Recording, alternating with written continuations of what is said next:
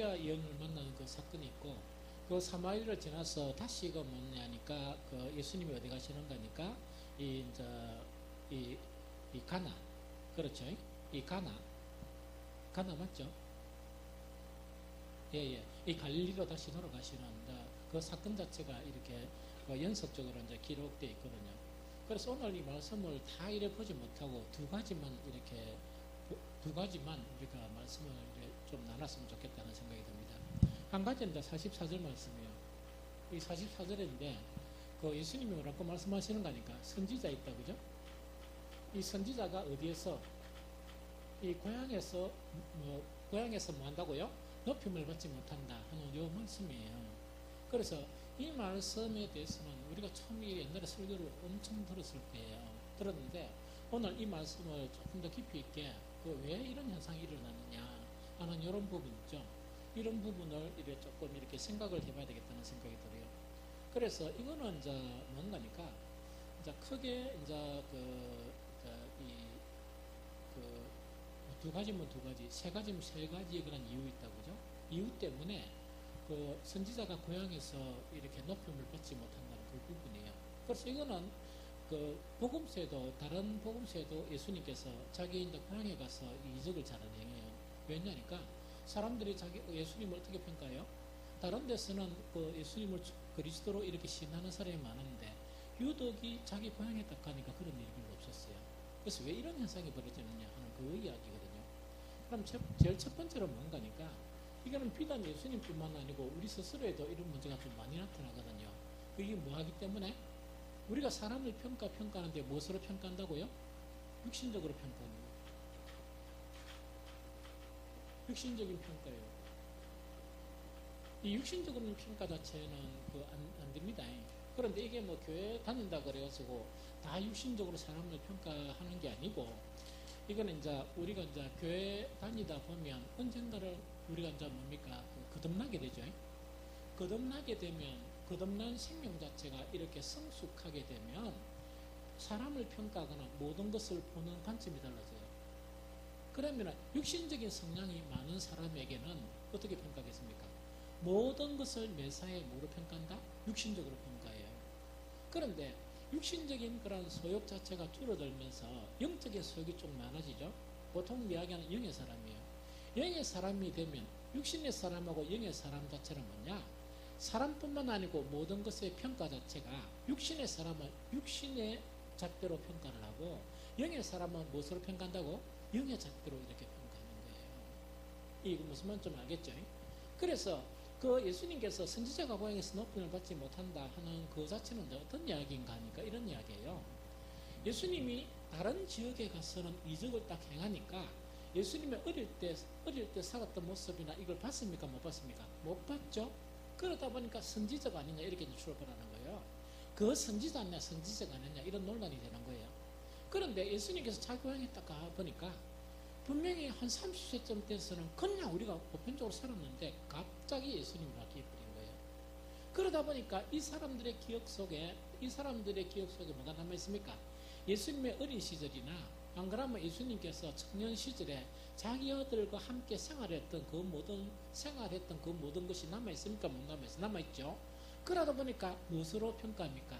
영으로 평가할 수 없고 육신적으로 평가할 수밖에 없는 그 부분이다 하는 그 이야기예요. 그래서 성경 한 구절을 보면 고린도서 5장 16절 17절을 볼까요? 고린도서 5장 16절 17절.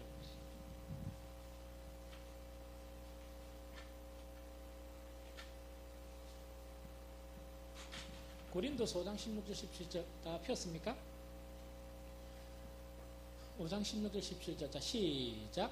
그러므로 우리가 이제부터 어떤 사람도 육신을 따라 알지 아니하노라. 비록 우리가 그리스도도 육신을 따라 알았으나 이제부터 그같이 알지 아니하노라. 그런즉 누구든지 그리스도 안에 있으면 새로운 피조물이라. 이전 것은 지나갔으니 보라 새 것이 되었도다. 한 번 더 시작. 그러므로 우리가 이제부터 어떤 사람도 육신을 따라 알지 아니하노라. 우리가 그리스도도 육신을 따라 알았으나 이제부터 그같이 알지 아니하노라. 그런즉 누구든지 그리스도 안에 있으면 새로운 피조물이라. 이전 것은 지나갔으니 보라 새 것이 되었도다. 이야기다. 그럼 이거는 좀 뭐냐니까 우리가 계속 이래가지고 그림이 좀 쉬우니까 이렇게 이제 표현을 하는 거예요. 무슨 말 알겠죠? 우리 요거는 사람이에요, 사람. 이 사람의 뭡니까? 뭐 인격이라 해도 되고 뭐 이래 된다 그죠? 그러면 여기는 뭡니까? 우리 속의 영인데 영은 우리 속에서 영은 그러니까 소멸됐습니까? 소멸 안 됐습니까? 우리 속의 영 자체가 소멸된 것, 즉 이 위력을 떨치지 못한 그 이유는 뭡니까? 우리가 그 육체가 되었다는 것은 뭘 의미하니까 죄로 말미암아서 하나님의 신이 우리 영 안에 계시던 하나님의 신이 우리를 떠나버린 거예요. 하나님의 신이 떠나다 보니까 뭐가 우리를 지배합니까? 육이 우리를 지배해요. 그러면 영 자체는 어디로부터 흘러오는 겁니까? 하나님으로부터 흘러오는 거죠. 육은 어디로부터 흘러오는 겁니까? 사탄으로부터 흘러오는 겁니다. 아주 간단하게 설명한 이야기입니다. 영은 뭐냐니까 하나님의 영향을 받아가 하나님으로부터 뭔가 흘러와가 판단한다고 이렇게 하는 거예요. 죄를 딱 지어버리니까 하나님의 성령 자체가 떠나버리니까 어떻게 됩니까? 영의 지배가 없어지죠? 그러면 육의 지배에 산다는 것은 뭘 의미하는 거니까 우리 인격 자체가 사탄의 인격이 되는 거야. 감성이나 지성이나 모든 것이 사탄의 그런 속성을 가지는 거예요. 그렇죠? 그러면 보통 사람들이 이야기하는 거는 사탄 하면 저거 시커멓고 불붙고 이래가지고 뭡니까? 악만 저지르고 막 이렇게 이제 생각하거든요. 그러다 보니까 사람들이 뭐라 하냐, 이성에 대한 가능성을 어떻게 평가하는 거니까 예술품이나 시나 문학이나 이런 것들은 그럼 어떻게 평가해야 됩니까? 이야기죠. 그런 것들은 어떻게 평가합니까? 이런 이야기다고요. 사탄이라는 거는 늘 시커멓게 도끼 들고 이렇게 피 흘리고 이런 게 사탄이 아니고 영화 많이 보면 그것도 있죠. 막이 있으면 전부 다 눈이 돌아가고 눈에 피가 막 이런 것만 보죠. 그런데 그거는 뭐냐니까 그런 영상 만드는 사람이 영의 세계를 정말 영의 세계에 너무 무지한 거라. 영의 세계에 너무 무식한 사람들이에요. PD나 그 작가들이. 성경에 보면은 뭐냐, 이 사탄의 세계 자체는 뭡니까? 뭐라? 광명의 천사예요. 사람들에게 나타날 때는 광명의 천사라서 진짜 천사인지 이게 진짜 뭐 그건지 구분이 안 돼요. 구분이 안 되는 광명의 천사로 나타나는데 절대로 시커멓게 이렇게 보여주면 다 도망가 버릴게요. 이 세상 사람들한테 그 TV 나온 거 있죠. 전설의 고향이나 안 그러면 요새 뭐 이상한 그 많이 나오죠. 귀신 들린 거, 이 뭐야 천주교 그런 사제들을 많이 나오죠. 이 많이 나오는 그 형태에서 그렇게 막 이렇게 다가서는 건 그렇게 다가서는 건 아니에요. 혹간에 그런 것도 있긴 있어요. 사실은 있긴 있지만 대부분은 뭡니까? 그들의 목적 자체는 우리를 속여가지고 어디로 끌고 가는 거? 지옥으로 끌고 가는 거라서 시커멓게 이렇게 다 나타나고 세상 사람들에게 그죠? 나는 사탄이더라면 아무도 쫓아 안 갑니다. 저는 다 교회 와요. 그런데 왜 쫓아가느냐? 광명의 천사예요. 그래서 뭐냐, 우리가 보면 현혹되고 아름답고 달콤하고 이런 게 있으니까 쫓아가지. 좀 시커멓게 해가지고 뭡니까? 이 피를 채쳐면서 나를 따르라 하면은 그 어떤 미친놈이나 따라가지. 그 누가 따라갑니까? 안 그렇습니까? 헷가다가 미친놈이나 따라가지. 누가 따라가면 그런 거다, 그죠? 그래서 이걸 이제 잘 알아야 돼요. 이해되죠?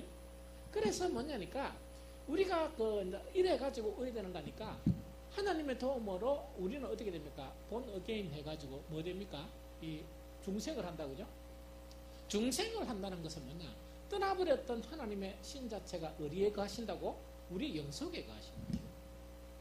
우리의 영 속에 거하다 보니까 우리가 하나님을 향해서 친숙하고 하나님을 향해서 익숙하던 우리의 영 자체가 돼 살아나는 거라. 그게 영의 소성이라고 그래요. 이거 무슨 말인지 알겠죠? 영의 소성이죠?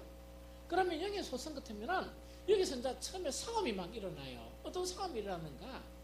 이 사람 자체가 육체의 소욕을 가지고 있고 영의 소성 자체는 뭡니까? 요거는 누가 가지고 있는 거라? 요거는 이제 어린아이도 있고 막 이래 있는 거예요. 이런 게 있단 말입니다. 그러면 강한 거는 누가 강합니까? 여기 강하죠. 그러나 요래되더라도 이 사람이 그런 어린아이처럼 행동하지만은 이 사람 속에는 뭡니까? 변화가 있습니까? 없습니까? 놀라운 변화가 있어요. 새로운 피조물이 된 거예요. 그런데 이제 중요한 거는 우리가 남을 판단하는 사람이 어린아이가 우리가 뭡니까? 어린아이가 우리 아이들 이런 거야. 그 아이들 우리 8명, 9명 있잖아. 10명 뱃속에 있는 아까지 있으면은 뭐냐니까 이렇게 평가합니까? 누구 그 사람은 이렇고 누구 이 사람 이렇게 평가하는 놈들이 있습니까? 없습니까? 왜? 얼라라서 그래요. 그런데 평가 자체는 뭐냐니까 조금 성숙하게 되면 이제 평가 자체가 나타나는 거야. 뭐 교회 이제 일도 하고 이러면. 그런데 평가하는 기준 자체가 두 가지가 있던 거예요. 하나는 영으로서 평가하는 게 있고 하나는 뭡니까? 육으로서 평가하는 게 있죠. 이게 무슨 말이죠?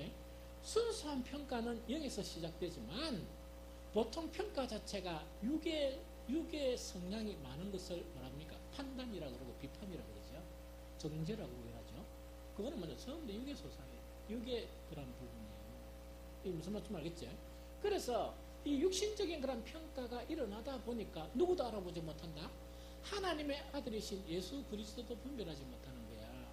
그 예수 그리스도조차 무엇의 잔재로? 육체의 잔재 이것으로 평가하는 거예요. 그러면서 기적이 일어나는 부분은 뭐냐? 누구를 갖다 붙입니까?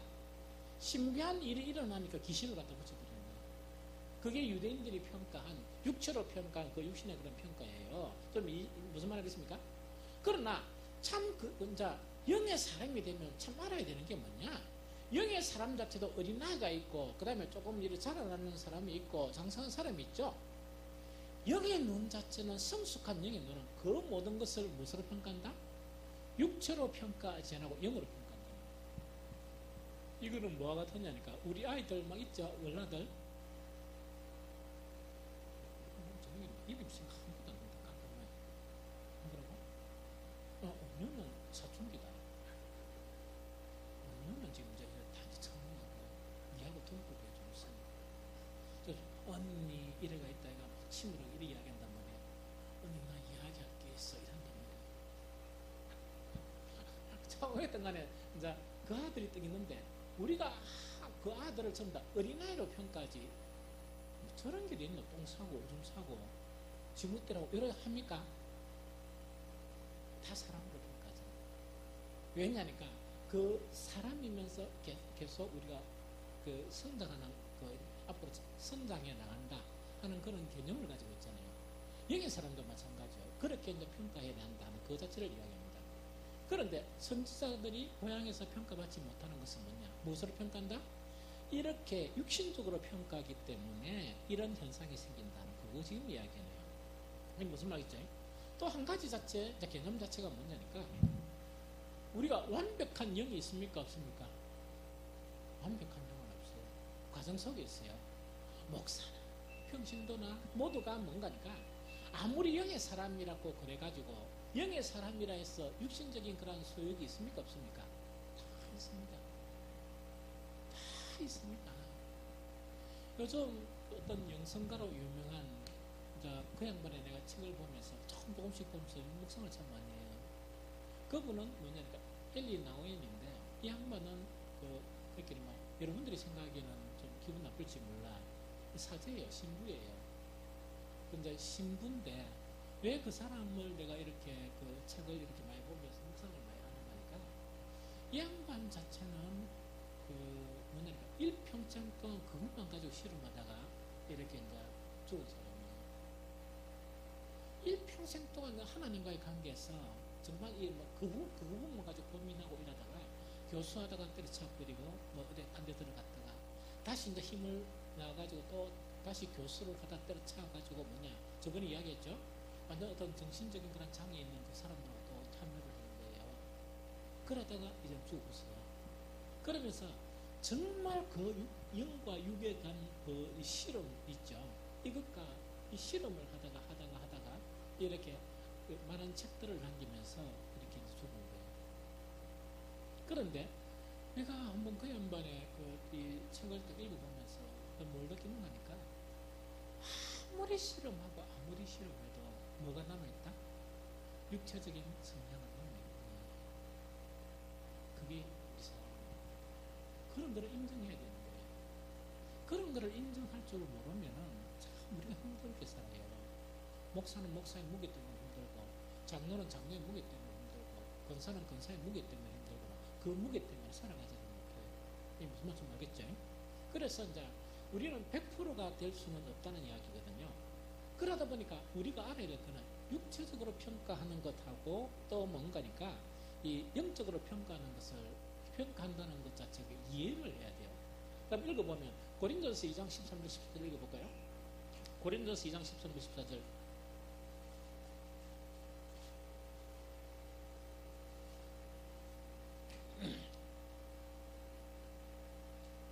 자, 읽어봅니다. 시작. 우리가 이것을 말하거니와 사람의 지혜와 가르친 말로 아니하고 오직 성령께서 가르친 것으로 하니 영적인 일은 영적으로 분별하느니라. 육에 속한 사람은 하나님의 성령의 일들을 받지 아니하나니 이는 그들이 그에게는 어리석게 보이며 또한 그는 그것들을 알 수 없나니 그러한 일은 영적으로 분별되기 때문이라 이야기를 하죠. 자, 이거는 뭐냐니까 사실은 이제 영적으로 성숙해 간다 그러면 인간 사이에서 그 외롭겠습니까? 안 그러면 안 외롭겠습니까? 외롭습니다. 여러분들 모르죠? 그래서 영적으로 성숙해 간다는 것은 그 외로움을 이겨야 돼요. 그 외로움을 이기면서 그 외로움 자체가 주님과의 관계성에서 그 외로움을 쫓아내야 돼요. 안 그러면 견디지를 못해요. 견디지를 못해요. 그러면은 이건 어떤 부분인가? 영적으로 하나님 관계에 성숙한 관계로 이렇게 형성되고 나면 그 살아가는 생각하는 생각이나 삶이나 판단이나 그런 일하는 거나 이게 보편적으로 육의 성향을 가지고 있는 사람이 보면 미련하겠습니까? 안 미련하겠습니까? 이해가 되겠습니까? 안 되겠습니까? 평가를 받겠습니까? 못 받겠습니까? 그렇죠? 그런다고 해서 육의 성향을 가진 사람한테 그 이야기하면 이 양반이 이해하겠습니까? 못 하겠습니까?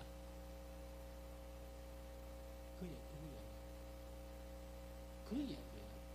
그래서 항상 이런 것 자체는 있어요. 예수님도 그렇게 돼가지고 유대인의 그 지도자들 있죠. 지도자들에 의해서 결정돼서 십자가에 처형돼야 될 사람이다. 이렇게 결정합니다. 그래서 예수님께서는 뭡니까? 그들을 향해서 하나님께 기도하면서 그렇게 예수님은 거기서 스트레스가 안 사는 거예요. 우리 같으면 속이 화병이나 죽겠죠? 화병이 안 나는 게 영성이에요. 화병이 안 나는 게 영성이고 그것을 그대로 받아들이는 게 영성이에요. 처음엔 화병이 나요. 나지만 너무 힘들고 막 이랬지만 그거를 갖다가 이제 받아들일 수 있는 거예요. 그 받아들일 줄 아는 게 뭐냐? 예수님의 말씀에서 주여 저들의 죄를 용서해 주십시오. 저들이 하는 일을 저들이 알지 못한다 하는 이야기는 뭐냐? 이 사람들은 아무리 생각해도 이해를 못합니다. 그들이 아무리 생각하고 연합하고 막 통성기도하고 금식하고 기도해도 결론은 뭡니까?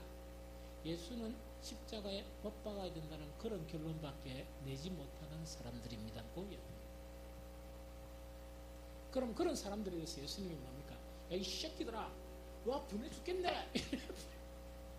그런다고 해서 그 새끼들이 뭐 눈이라도 깜짝하겠습니까? 뭐 파동이라도 일어나겠습니까? 느끼겠습니까? 못 느끼겠죠.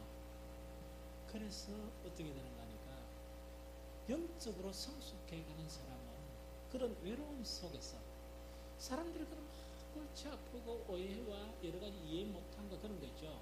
그런 속에서도 그 상태에 대해서 그 스트레스가 쌓여버리면 영적인 길을 막혀요. 이게 무슨 말이겠죠? 그러면서 그것 자체를 그대로 받아들이는 예수님처럼 받아들이고 그 상태를 그대로 인정하는 이제 그런 부분이 너무 중요해요. 그러면서 뭐냐니까 너무 힘들고 이래서 더 이상 못하겠네. 더 이상 못하겠네 하는 그걸 그렇게 하면 안 되고 지속적으로 이 사람들과 이 격차를 벌리면서 뭐냐 주님에게로 향하는 이게 뭔가 영을 쫓아가는 사람들의 삶이에요. 그렇게 사람들의 이해를 구하고 사람들에게 뭐 이렇게 되고 있다고요. 그래 하다 보면 아무것도 이루지를 못하는 거예요. 그래 세상 사람들뿐만 아니고 교회에서도 이런 일이 일어날 수 있다 하는 것을 우리가 이해해야 된다. 이거 알겠죠? 그 다음에 한 가지 더 중요한 건 뭐냐? 예수님께서 요거는 뭐냐? 이제 요거는 육신적 평가를 알겠는데 하나는 뭐냐 이야기입니다. 자, 우리가 알아야 될 게 육의 특성이 있죠. 특성하고 영의 특성이 있다, 그죠? 이걸 좀 알아야 돼요. 그러면은 선지자가 고향에서 평가받지 못한다는 거는 우리가 한 90%는 이런 부분인데 이런 부분도 있습니다. 육의 특성 자체는 어떤 특성을 지닙니까? 베드로전서 1장 22절에 보면 모든 육체에 있다, 그죠? 육체는 뭐가 같다? 풀과 같다. 그리고 또 모든 육체의 영광 있죠. 이 사람들이 좋아하고 가지고 싶은 영광은 더 심합니다. 풀에 뭐와 같다? 꽃이에요. 자, 잘 들어봅니다. 이 육체의 속성을 가지고 있는 사람들은 뭐냐? 뭔가를 집착하기도 하고, 뭔가를 이루려고 하기도 하고, 뭔가를 팍 가지려고 하기도 하겠죠? 있죠? 그러나 그 모든 육체 자체는 뭐라고요? 풀과 같다. 풀에는 시드는 풀과 같다는 이야기입니다. 영원합니까? 없어집니까? 없어지는 것이고, 그 다음에 육체뿐만 아니고 그 육체가 추구하는 영광이 있죠. 하나님의 영광이 아니고 육체의 영광이 있죠. 육체의 영광은 풀보다 더 아무것도 아니다는 이야기입니다. 풀의 꽃이라는 거는 그 풀에서 무슨 꽃이 딱 피더만은 뭔가 예쁘다, 뭐 탐스럽다, 예쁘다 하더만은 그 온천성 갔다가 내일 가니까 뭡니까? 시들어버리죠.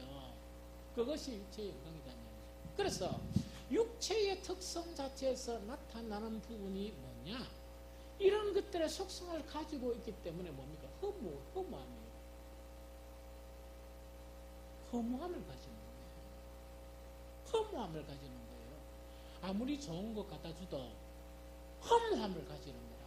왜냐니까 육체 눈으로 보니까 재미가 없어지는 거야. 그래서 이 뭡니까? 이 신혼부부가 서로 뭐 기분 맞춘다고 그러죠? 이벤트도 하고 이러죠.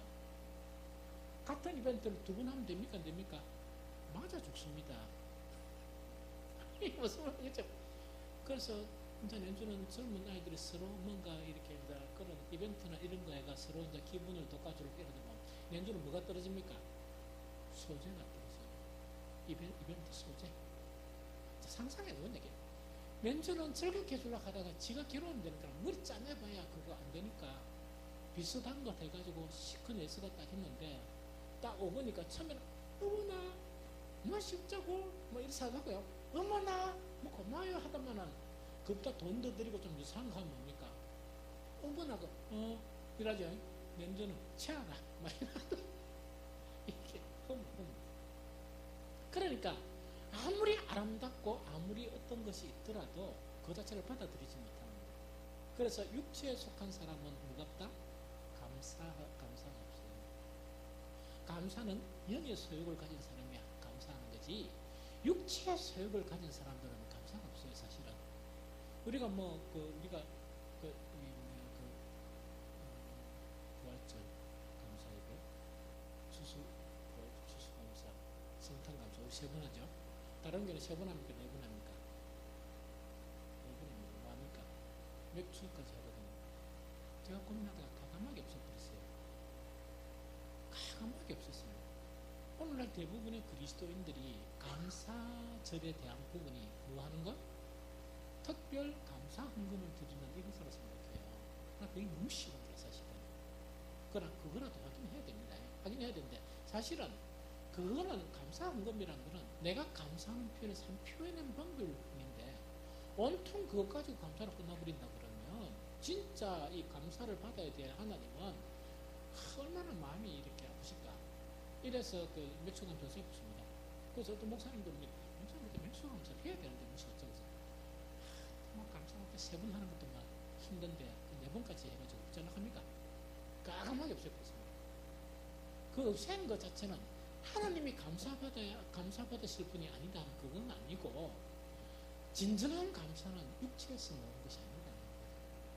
진정한 감사는 신앙에서 나오는 것이고 믿음에서 나오는 것이고 영에서 나오는 것이다.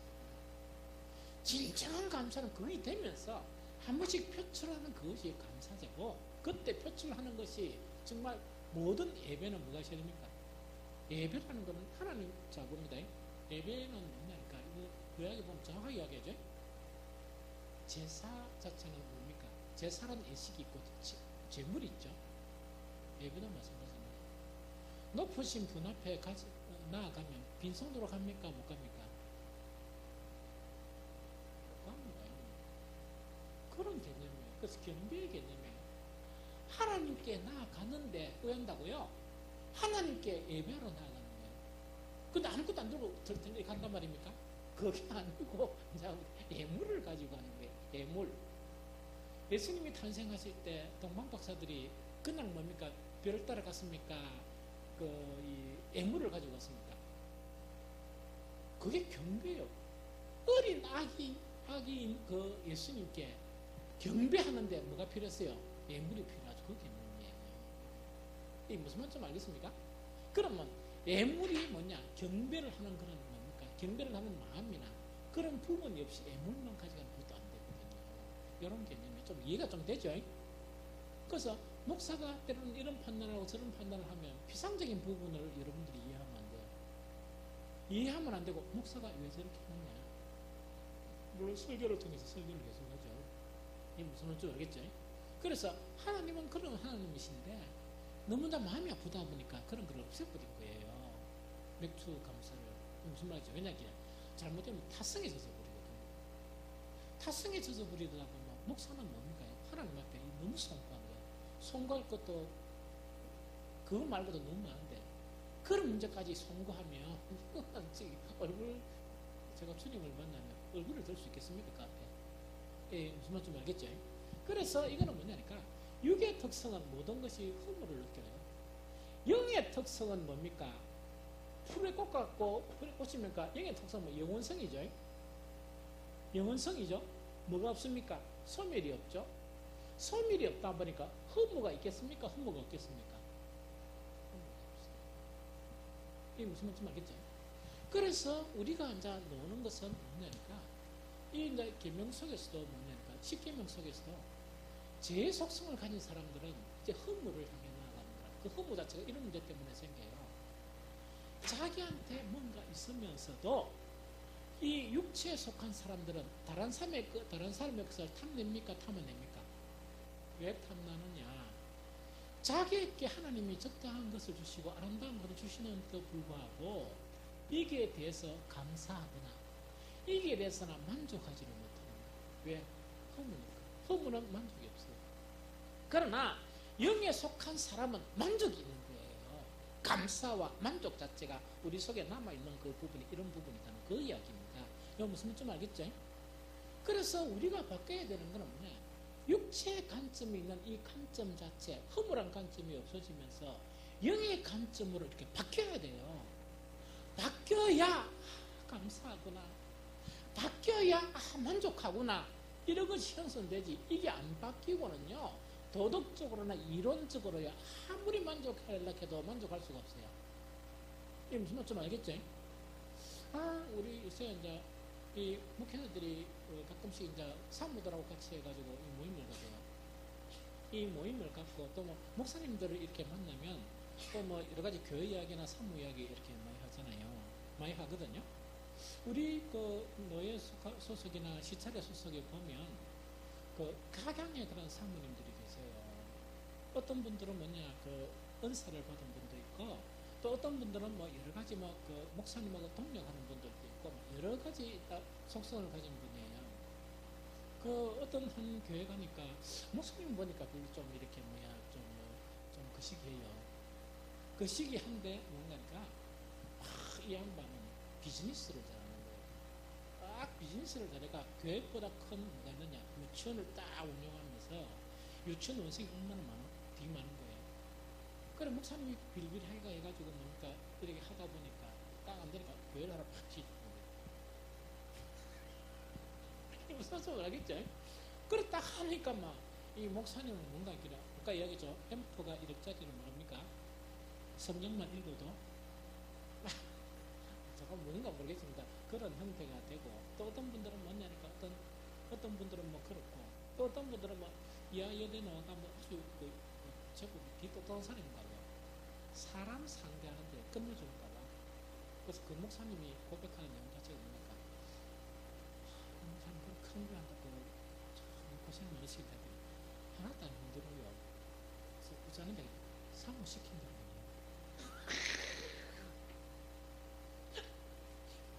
시킨 대로 하면 안 된대요.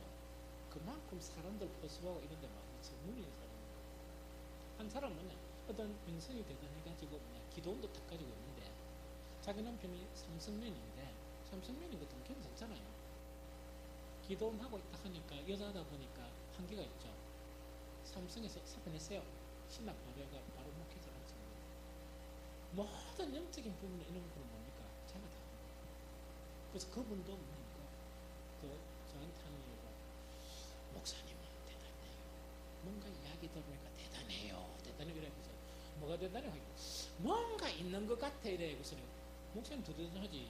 기도원도 있고 교회도 있고 뭐 더 대단하지. 이라니까 나는 산모가 있잖아. 막 그런 이야기라. 그런데 제가 뭐 우리 산모들도 보고 이랬다 보는데 내가 이랬다 봤거든요. 여러분들도 보면 서로 저기 뭡니까 불우하리라 생각하죠. 나는 홍혜수 씨가 있면 그 사람들하고 일주일만 있으면 질식에 죽을 것 같아요. 진짜로. 우리 홍산모가 완벽하다는 얘기는 완벽하다는 이야기도 아니고 또 내가 목회하면서 뭐 서로 다투고 이런 것도 없다, 그렇게 없다는 것도 아니고 또한 뭐 완벽한 그런 여성상을 지니는 사람도 아니에요. 아무리 생각하고 아무리 생각해도 하나님께서 나에게 주신 선물이다. 나에게 주신 선물이다. 내한테 너무 적합하다 하는 그 부분. 그런데 이거 자체는 뭐냐니까 육신적인 잣대로 보면요 항상 갈등이 일어나고 항상 문제가 일어나요. 그런데 영으로 이렇게 생각해 보면 뭐냐니까 그런 게 사라져버려요. 그 사무직은 뭔가니까 나도 목사고 인간인데 한 번씩 사무가 얄미울 때도 있겠습니까? 없겠습니까? 있겠죠? 그래 한 번씩 딱 얄밉고 이러다가 아프다 이러면 그것 좀 엄청 다른 거야. 뭐 할까봐요? 죽을까봐. 그래 아프다 한번 있다니까 이래 막 이러다가 이제 막 이래 조심해야 되는 거야. 하나님께서 그래 하실 건 아니지만 그렇죠? 해봐야 뭐 데려가시봐야 내가 가기 전에 뭐 한두 달 있지 안 데려가시겠어요? 뭐 그래 하시겠지만 그래도 뭐 아프다 이러면 걱정이 탁 돼버려요. 걱정이 탁 되고 진짜 사람을 걱정하는데 근성으로 걱정하는 게 있고 진정으로 걱정하는 게 있죠. 딱 진정으로 탁 걱정이 막 노력하면서 있다니까 막 이런 식으로 이제 왜냐하면 건강의 관리를 잘해야 되니까 자 그런 부분이. 그래서 항상 우리가 뭡니까 영적으로 평가하는 걸 알아야 돼요. 영적으로 보면 하나님께 주신 우리 환경, 하나님 주신 거란 나의 직장, 하나님 주신 나의 비즈니스 이 모든 거 있죠. 이게 전부 다 적합하게 나한테. 그러나 육신적으로 보면 항상 허무한 관점에서 보다 보니까 뭐냐 아무리 하나님께서 좋은 것을 안 껴주셔도 뭐라고요? 불평, 불만 이런 거 있죠. 그래 한 차례 투지 퍼뿌리면 뭡니까? 더 꼬꾸라지고 이래 되는 거예요. 그래서 영으로 판단하는 것 이 자체가 너무 중요해요. 여러분들 오늘 이 말씀 듣고 난 데는 가만히 살펴보세요. 가만히 살펴본다는 것은 뭐냐?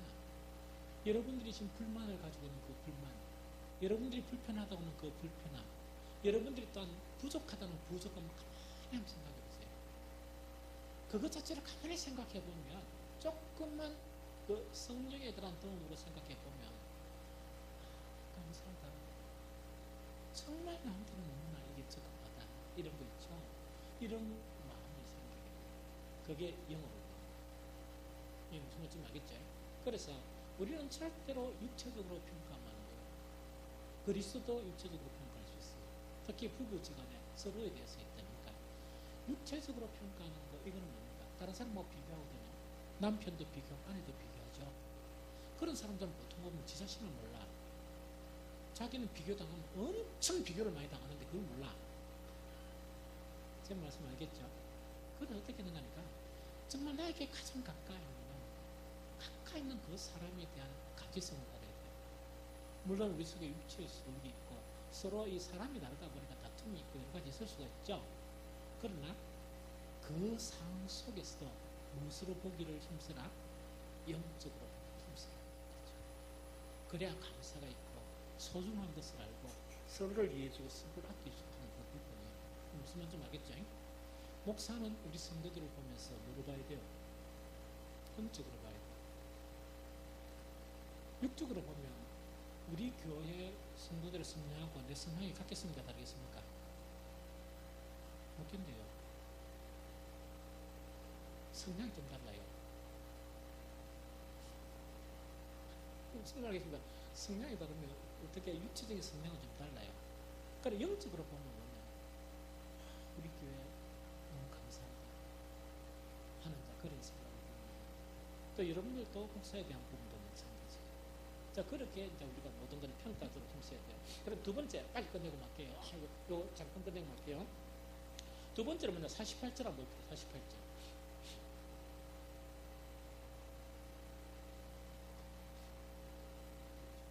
48절을 읽어봅니다.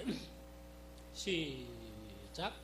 예수께서 이르시되 너희는 표적과 기사를 보지 못하면 도무지 믿지 아니하리라. 한 번 더 시작. 예수께서 이르시되 너희는 표적과 기사를 보지 못하면 도무지 믿지 아니하리라. 이 이야기다, 그죠? 이걸 세 번역에 보면 이렇게 됐어요. 예수께서 그에게 말씀하셨다. 너희는 표징이나 기이한 일들을 보지 않고는 결코 믿으려고 하지 않는다. 이 이야기예요. 이 무슨 말이죠? 그럼 이거는 뭐냐니까. 자, 요거 이제 설명을 좀 할게요. 자, 요거 이제 설명을 잠깐 하고 이제 빨리 마치 들어가십시다. 오늘 하는 이야기가 뭐 100% 요거만 의미가 있다는 게 아니고, 요런 관점으로도 생각해 봐야 된다는 그 이야기입니다. 알겠죠? 이건 잘 웃기네. 진짜. 5컵 목욕죽이다.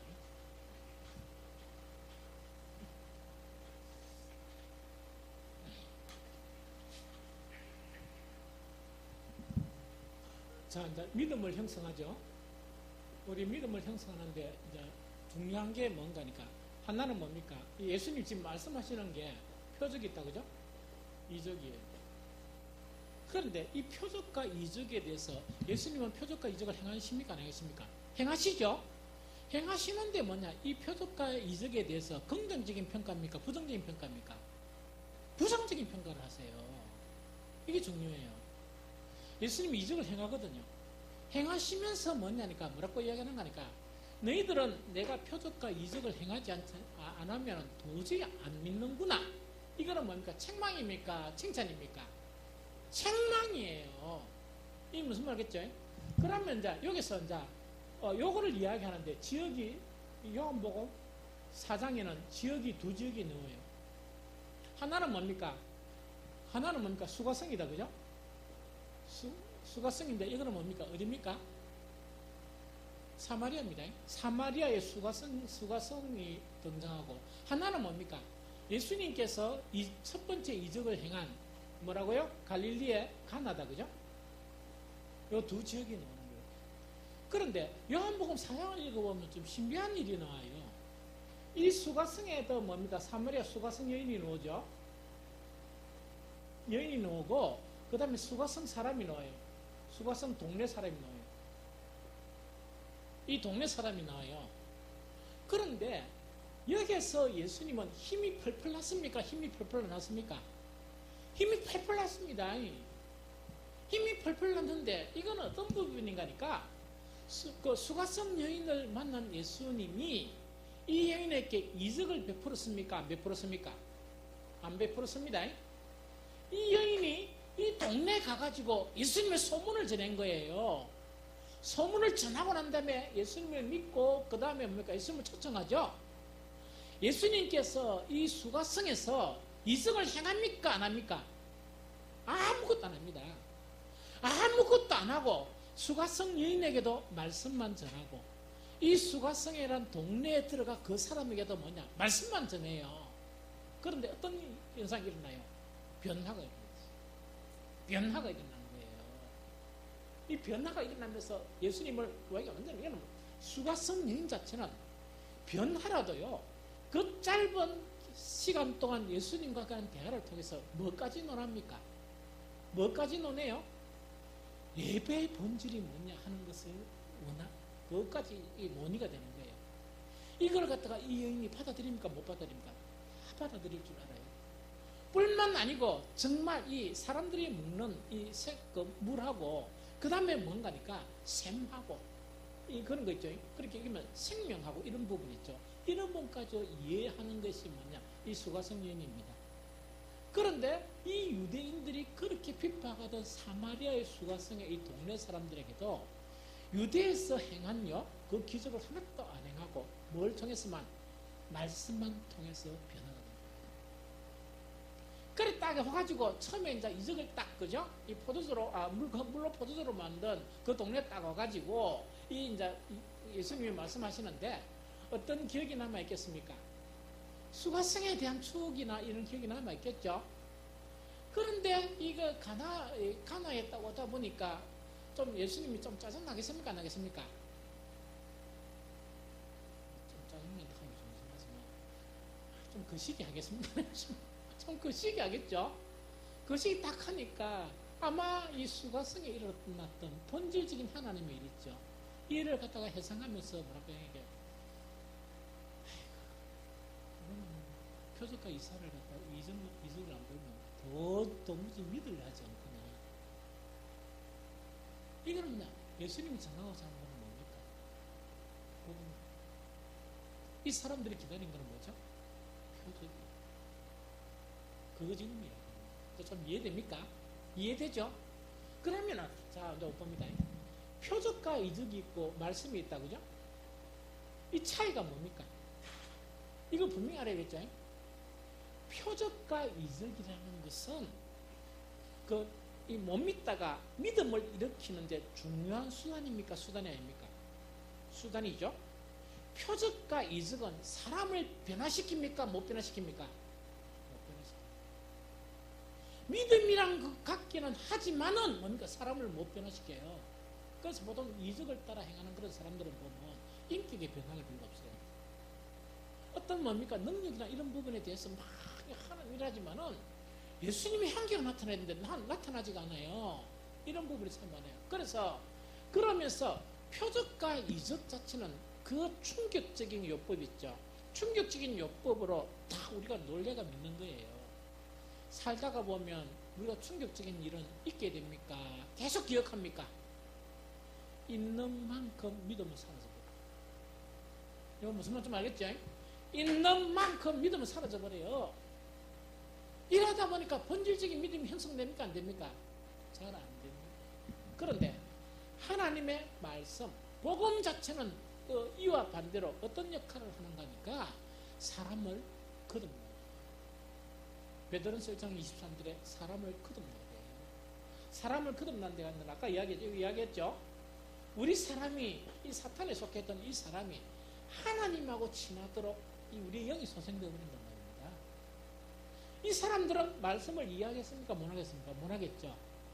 하나님의 본질을 이해 못 하겠죠. 인격적인 만남이 있겠죠. 이렇게 되면 인격적인 만남이 있습니까? 없습니까? 인격적인 만남이 있어요. 그러면서 베드로전서 2장 2절에는 어떤 역할을 한다고 했죠? 어떤 일들이 벌어진다고? 이 말씀 자체는 구원에 이르도록 자라게 합니까? 자라게 안 합니까? 자라게. 그건 무슨 말인가요? 계속 구원에 이르도록 자라요. 그것뿐만 아니고 특히 말씀 자체는 어떤 일을 일으키나? 요하율법은 완전하여 영혼을 소생시키죠. 결론적으로. 그 다음에 하나만 요하의 증거는 확실하여 우둔한 자를 뭐롭게 한다? 지혜롭게 한다. 그러면서 영이 소성된 부분으로서 하나님을 위하고 하나님을 받아들이고 정말 이것을 근거로 해서 믿음 자체가 뭔가 굳건한 믿음으로 형성되는 것이 말씀에 대한 부분입니다. 좀 이해되죠? 그래서 요한복음 4장은 크게 두 가지 지역인데 하나는 그때 유대인들이 가능성이 없다고 생각한 사마리아의 수가성이에요. 그 여인이 있죠. 가능성 없는 여인과 그 동네 사람들은 무엇을 통해서 아무 이적이나 아무 기적을 보지 않고 오로지 무엇을 통해서만 복음을 통해서만 예수가 그리스도인 것을 다 받아들였어요. 너무 놀랍죠. 예수가 그리스도인 것을 이렇게 받아들였고 이 유대 사람들은 뭐냐? 온갖 기적과 온갖 이적을 체험했지만 늘 아리송했어요. 예수님을 만날 때마다 점검해봐라. 하늘에 내려온 다른 표적을 내놔봐라. 늘 그래 하다가 그들의 결론은 뭡니까? 이거는 발세불이다. 발세불을 힘입어서 뭔가 이적과 기적을 보인다. 이러면서 예수님을 뭐로요? 십자가에 처형한 장면이거든요. 그래서 우리의 믿음의 근거 자체는 표적과 이적이 필요 없다는 건 아니지만 이것은 제한적이다. 이거는 제한적이다. 그런데 우리에게 궁극적인 믿음을 주는 것은 바로 뭐라고요? 생명의 말씀입니다. 하는 그것 자체가 오늘 이 요한복음 4장의 본문에서 우리에게 주는 그런 말씀입니다. 좀 이해가 되죠? 그래서 이 말씀을 좀 이렇게 깊이 묵상해야 돼요. 오늘 이 말씀을 듣고 난 다음에 지난주 수요일날 우리 말씀 들은 거 이제 생각이 나는 그런 거 모르겠지만 하면서 요한복음 3장, 요한복음 4장 아주 중요한 내용이야. 아주 중요한 내용이야. 이게 무슨 말이죠? 그래서 말씀을 묵상하면서 예수님이 오신 그 이제 이 성탄 있죠. 이걸 갖다가 좀 기념할 수 있는 여러분들 되었으면 좋겠습니다.